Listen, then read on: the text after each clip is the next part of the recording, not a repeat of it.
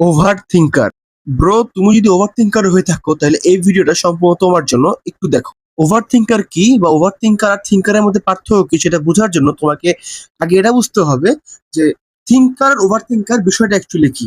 যে থিঙ্কার সে চিন্তা করে কাজটা করে ফেলে, বাট যে ওভার থিঙ্কার সে কাজ অনেক পরে গিয়ে করে, অনেক সময় কাজটা করেও না, চিন্তা করে অবস্থা খারাপ হয়ে যায়। থিঙ্কার ওভার থিঙ্কারের যেই মেইন যেই উদাহরণটা, সেটা যেমন তুমি না, তোমার কথা পরে, আগে আমি আমার পরিবারের সবার কথা বলি।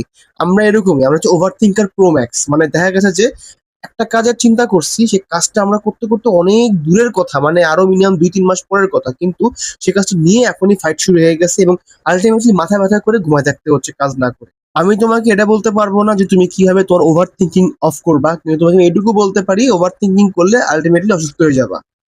সত্যি বলতে এটাই, মানে ওভার থিঙ্কিং করে কিছুই হয় না, আলটিমেটলি অসুস্থ হয়ে যাবে এটাই।